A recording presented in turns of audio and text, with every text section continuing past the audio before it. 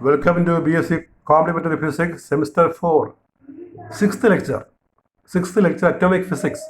Today's topic is magnetic moment of orbital electrons. Magnetic moment of circulating electron. That is the topic of discussion today. This is coming after vector atom model. അപ്പോൾ നമ്മൾ ഇന്ന് പഠിക്കുന്നത് magnetic moment of orbital electrons ആണ്. You know what are orbital electrons? Electron revolving around the nucleus is called orbital electron. So we can see what is the magnetic moment of orbital electrons. Electron revolving in an atom, in an orbit of an atom, has two motions, namely orbital motion and spin motion. These motions give rise to two magnetic moments. ഈ ന്യൂക്ലിയസിന് ചുറ്റും കറങ്ങുന്ന ഈ ഇലക്ട്രോണിനെ orbital electron എന്ന് പറയും. അത്തരം orbital ഇലക്ട്രോണിന് രണ്ടു തരം മോഷൻ ഉണ്ട്. ഒന്നാമത്തേന് ഓർബിറ്റൽ മോഷൻ, രണ്ടാമത്തേന് സ്പിൻ മോഷൻ. അതായത് ഇപ്പോൾ സൂര്യന് ചുറ്റും പ്ലാനറ്റ് ഭൂമി കറങ്ങുമ്പോൾ ഭൂമിക്ക് രണ്ടു തരം മോഷൻ ഉണ്ട്. ഒന്ന് ചുറ്റും കറങ്ങുക, ഓർബിറ്റൽ മോഷൻ. പിന്നെ സ്വന്തം ആക്സിൽ കറങ്ങുക, റൊട്ടേഷൻ, അതിന് സ്പിൻ മോഷൻ എന്ന് പറയും. അപ്പോൾ ഇലക്ട്രോൺ ഇവിടെ കറങ്ങുമ്പോൾ ഓർബിറ്റിൽ കറങ്ങുന്നതിന് നമ്മൾ ഓർബിറ്റൽ മോഷൻ എന്നും സ്വന്തം ആക്സിൽ സ്പിൻ ചെയ്യുന്നതിന് സ്പിൻ മോഷൻ എന്നും പറയും. ഇലക്ട്രോണിന് രണ്ട് തരം മോഷനുണ്ട്. ഓരോ മോഷനും ചാർജ് മോഷനാണ്. മാഗ്നറ്റിക് എഫക്റ്റ് ഉണ്ട്, മാഗ്നറ്റിക് മൊമെന്റ് അവിടെ ക്രിയേറ്റ് ചെയ്യും. എന്താണ് മാഗ്നറ്റിക് മൊമെന്റ്? അതാണ് പറയുന്നത്. So first we see orbital magnetic moment, that we write as mu(L). Orbital magnetic moment we write as mu(L).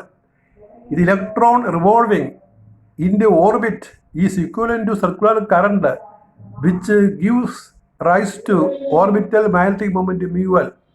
അതായത് ഈ ഓർബിറ്റിലൂടെ കറങ്ങുന്നത്, ഇലക്ട്രോൺ കറങ്ങുന്നത്, ആ കറക്കത്തെ നമ്മൾ സർക്കുലർ മോഷനായിട്ട് വിചാരിക്കുകയാണ്. സർക്കുലർ ഓർബിറ്റ് എന്ന് സങ്കല്പിച്ചാണ് കാര്യങ്ങൾ ചെയ്യുന്നത്. അപ്പോൾ ഇലക്ട്രോൺ ഓർബിറ്റിൽ കറങ്ങുക എന്ന് പറഞ്ഞാൽ ഒരു സർക്കുലർ മോഷനാണ്, ഒരു സർക്കുലർ കറണ്ടാണ്, കറണ്ട് ലൂപ്പാണ്. അപ്പം അതിൻ്റെ ആ മോഷൻ മൂലം ഉണ്ടാകുന്ന ഓർബിറ്റൽ മാഗ്നറ്റിക് മൊമെന്റ് mu(L) എഴുതിയിരിക്കുന്ന നോക്ക്, EH/4πm. Unit joule tesla raised to -1 ആണ്. Magnetic moment unit is joule tesla raised to -1 or ampere meter raised to -2.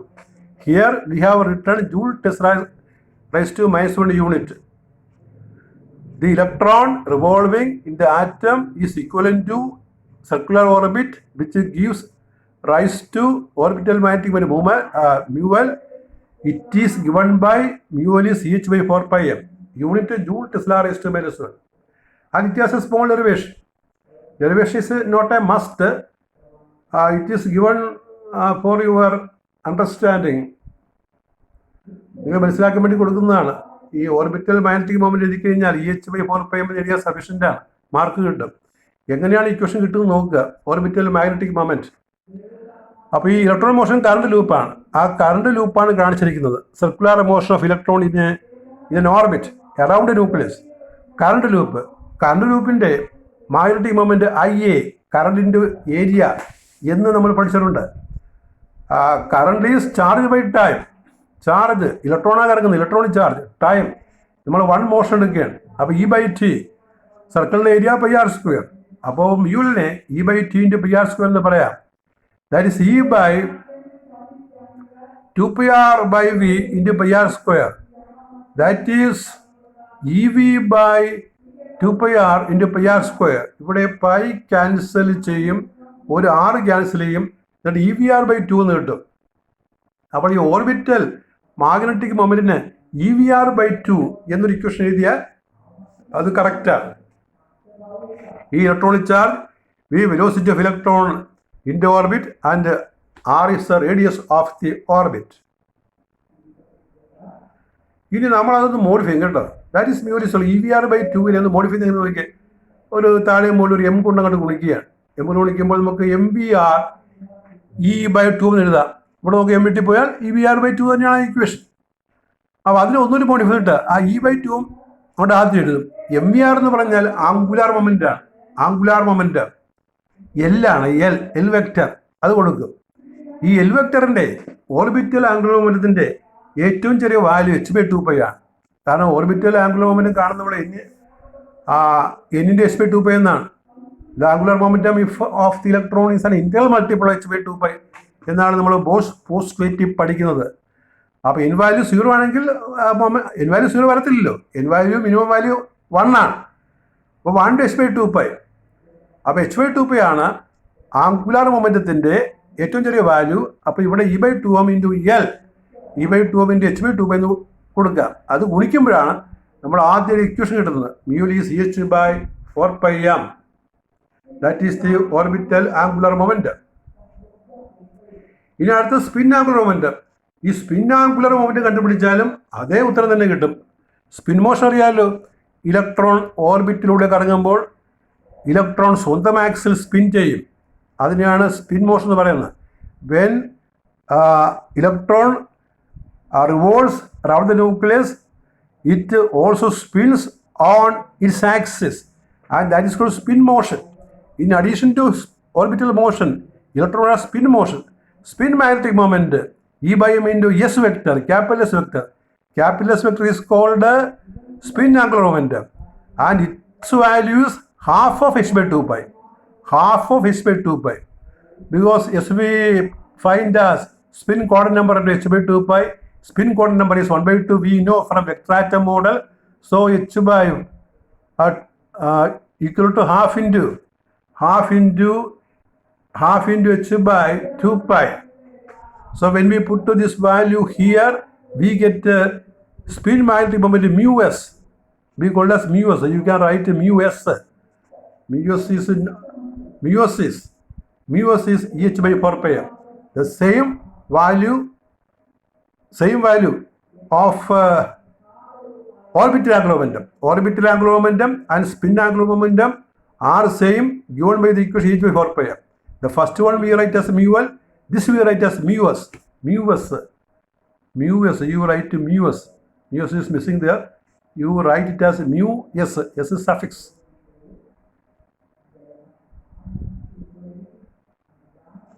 അപ്പോൾ അത് രണ്ട് പഠിച്ചാൽ പിന്നെ വരുന്നൊരു ടേമാണ് gyromagnetic ratio.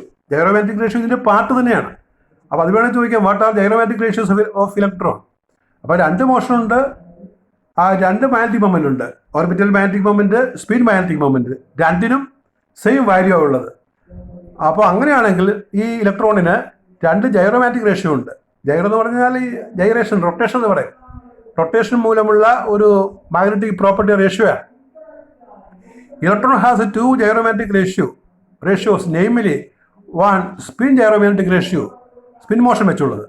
Number 2 orbital gyromagnetic ratio, GS and GL എന്ന് പറയും. What is spin gyromagnetic ratio? It is GS is μs by S vector, capital S, or MS എന്ന് പറയും. MS ന് S എന്ന് പറയാൻ കേട്ടോ. MS ന് S എന്ന് പറയും. എന്താണ് MS അല്ലെങ്കിൽ S? It is spin angular momentum. So we can write the equation. What is μs? μs is S in h/2π, half in h/2π, h/4π. Therefore GS is μs by capital S or μs by ms, h/4πm by h/4π. That is GS is E/m. The spin gyromagnetic ratio is GS, which is given by E/m, which is electron charge mass ratio. And this can be written as a general equation. GS is GS star and E/2m, where GS star is 2.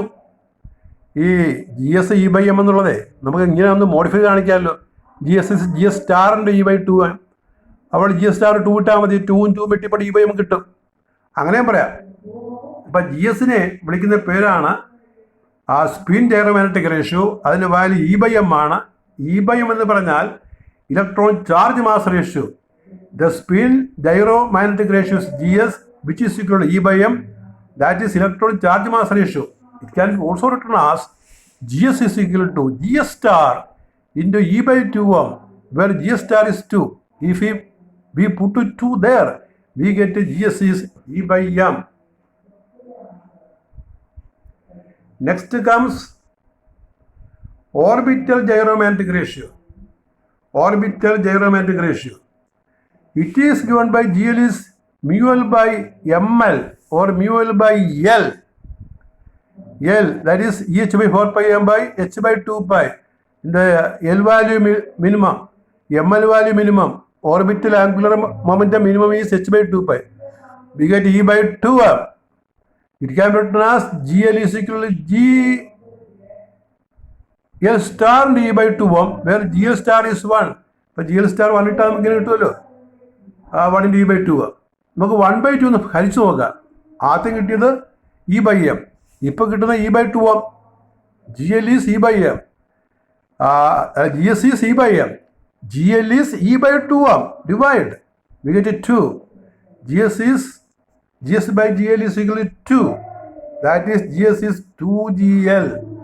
The meaning is spin gyromagnetic ratio is twice the orbital gyromagnetic ratio. That's a question. Show that the spin gyromagnetic ratio is twice the orbital gyromagnetic ratio. That's a question. And the question is written here. Gyromagnetic ratio is twice that of orbital gyromagnetic ratio. Show that the spin gyromagnetic ratio is twice the orbital gyromagnetic ratio. That is the answer. Now comes the value of spin gyromagnetic ratio. We have seen that GS is E by m, which is actually electron charge mass ratio. Put the value of electronic charge 1.6 into 10 raised to minus 19.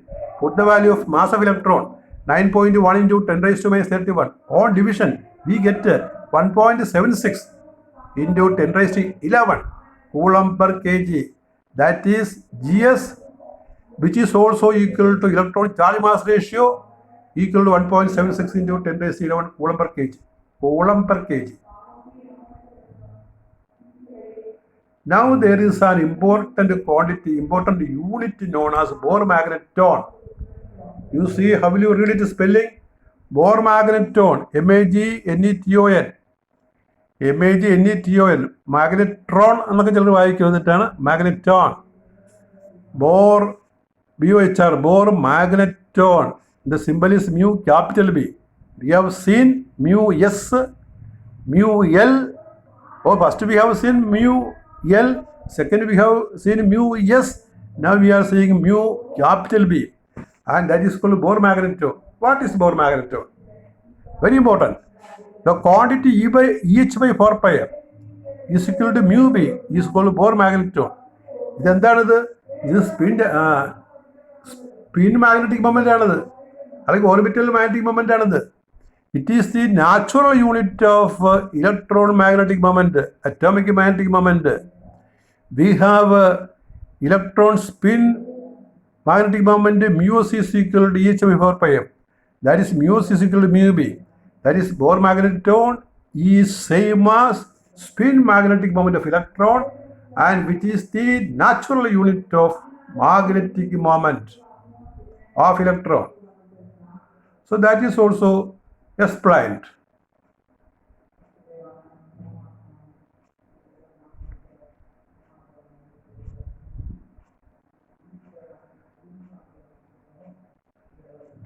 Therefore, the magnitude of the spin magnetic moment of electron is equal to Bohr magneton.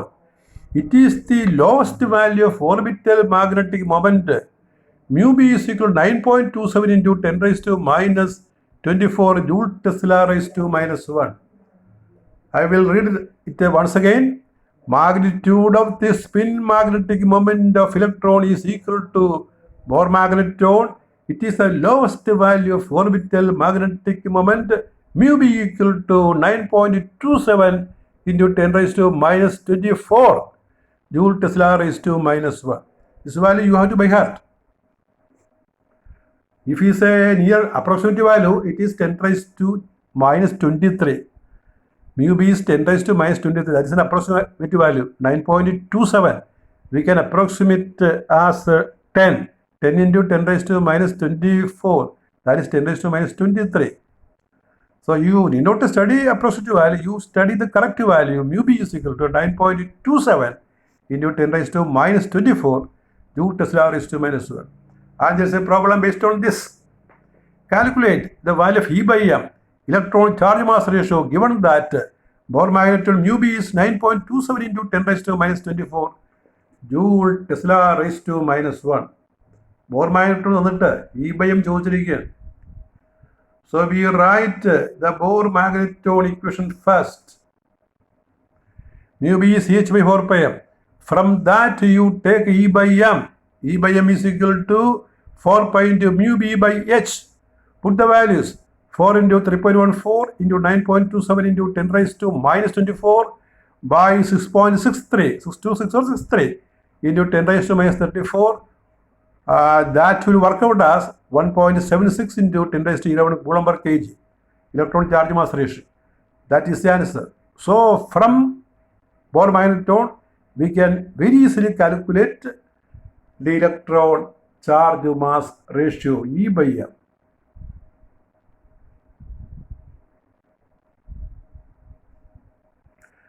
And one more question is remaining, that is the basic idea of Sommerfield's atom model. It is not given in your syllabus, but the question can be asked. Any topic can be asked, because Bohr model we have studied. On further reading, we see Sommerfield's atom model. And after that, we see vector atom model. The Bohr's atom model and the Sommerfield's atom model and the vector atom model we have studied. In between, there is an atom model. Vector atom model is an extension of Sommerfield's atom model. So we should know Sommerfield's atom model, though it is not given in the syllabus. So I have given it as a short answer here. Give the basic idea of Sommerfeld's relativistic atom model. Sommerfeld's relativistic atom model അടിസ്ഥാനത്വം എന്താണ്? In order to overcome the drawbacks of Bohr atom model, Sommerfeld modified Bohr model by introducing two ideas, namely 1. Elliptical orbit, 2. Relativistic variation of mass of electron with velocity. ഈ രണ്ട് പോയിന്റാണ്. Bore മോഡലിൽ നിന്ന് വ്യത്യസ്തമായിട്ട് Sommerfeld എഴുതി ചേർത്ത രണ്ട് additional കൺസെപ്റ്റുകളാണ്. ഒന്ന് കൺസെപ്റ്റ് ഓഫ് എലിപ്റ്റിക്കൽ ഓർബിറ്റ്, രണ്ടാമത് relativistic variation of mass of electron with velocity. ഇതിന് എന്തെങ്കിലും എക്സ്പ്ലനേഷൻ വേണമെങ്കിൽ ഇത്രയേ ഉള്ളൂ. ബോർ തിയറി പറഞ്ഞതെല്ലാം സർക്കുലർ ഓർബിറ്റ് കണക്ക് വെച്ചിട്ടാണ്. ഇലക്ട്രോൺ കറങ്ങുന്നത് സർക്കുലർ ഓർബിറ്റിലാണ് എന്ന് വിചാരിച്ചുകൊണ്ടാണ് ബോർ അദ്ദേഹത്തിൻ്റെ തിയറി എഴുതിയത്. എന്നാൽ സോമർഫെൽഡ് പറയുന്നത് അത് തെറ്റാണ്. അതൊരു വിഷമുണ്ട് അതിനകത്ത്. ഈ സർക്കുലർ ഓർബിറ്റ് ഇലക്ട്രോൺ കറങ്ങാനല്ല, ഇലക്ട്രോൺ കറങ്ങുന്നത് എലിപ്റ്റിക്കൽ ഓർബിറ്റിലാണ്. ഈ പ്ലാനറ്ററി മോഷൻ പോലെ തന്നെ ആണെന്ന് പറയും. മാത്രമല്ല, ഈ ഇലക്ട്രോൺ കറങ്ങുമ്പോൾ അത് ചില ഭാഗത്ത് ഇലക്ട്രോണിൻ്റെ വെലോസിറ്റി കൂടുതലായിരിക്കും, ചില ഭാഗത്ത് എലിപ്റ്റിക്കൽ മോഷൻ അങ്ങനെയാണ്. എലിപ്റ്റിക്കൽ മോഷനിൽ ചില ഭാഗത്ത് വെലോസിറ്റി കൂടുതലാണ്, ചില ഭാഗത്ത് വെലോസിറ്റി കുറവാണ്. ഫാസ്റ്റായിട്ടാണ് ഇലക്ട്രോൺ പോകുന്നത്. അപ്പോൾ ഇലക്ട്രോണിൻ്റെ മാസിന് വേരിയേഷൻ ഉണ്ടാകും. അതിനെ വിളിക്കുന്ന പേരാണ് റിലേറ്റിവിസ്റ്റിക് വേരിയേഷൻ. ആ റിലേറ്റിവിസ്റ്റിക് വേരിയേഷൻ ഇലക്ട്രോൺ മാസിൻ്റെ റിലേറ്റിവിസ്റ്റിക് വേരിയേഷനും പരിഗണിക്കണം എന്ന് പറയും. അപ്പോൾ രണ്ട് കൺസെപ്റ്റ് സോമർഫീൽഡ് ബോറിൻ്റെ മോഡലിൻ്റെ പരിഷ്കാരമായിട്ട് കൊടുത്തത്, ഒന്ന് എലിപ്റ്റിക്കൽ ഓർബിറ്റാണ്, രണ്ടാമത്തെ relativistic variation mass of electron with വെലോസിറ്റിയാണ്. അപ്പം ഇതും കൂടി അക്കോമഡേറ്റ് ചെയ്തിട്ടാണ് പിന്നീട് വെക്ടർ ആറ്റം മോഡൽ ഉണ്ടാകുന്നത്. വെക്ടർ ആറ്റം മോഡലിൽ നമ്മൾ രണ്ട് പ്രധാന കൺസെപ്റ്റ് പഠിച്ചിട്ടുണ്ട്. അതൊക്കെയാണ്, ഒന്ന് സ്പെഷ്യൽ ക്വാണ്ടൈസേഷൻ, രണ്ടാമത്തെ സ്പിന്നിങ് ഇലക്ട്രോൺ ഹൈപ്പോത്തിസിസ് എന്ന് പറയും. അപ്പോൾ ഈ സ്പെഷ്യൽ ക്വാണ്ടൈസേഷനും സ്പിന്നിങ് ഇലക്ട്രോൺ ഹൈപ്പോത്തിസിസും കൊടുക്കുന്നത് ഈ എലിപ്റ്റിക്കൽ ഓർബിറ്റിലുള്ള ഇലക്ട്രോണാണ്. അപ്പോൾ ഈ കൺസെപ്റ്റ് വന്നതിന് ശേഷമാണ് വെക്ടർ ആറ്റം മോഡലിൽ അതിൻ്റെ രണ്ട് പ്രധാനപ്പെട്ട കൺസെപ്റ്റായ സ്പെഷ്യൽ ക്വാണ്ടൈസേഷനും സ്പിന്നിങ് ഇലക്ട്രോൺ ഹൈപ്പോത്തിസിസും കൊടുത്തത്. അതെല്ലാം പ്രത്യേകം തിരിച്ചറിഞ്ഞ് പഠിക്കുക. That is all with our 6th lecture on atomic physics. Thank you.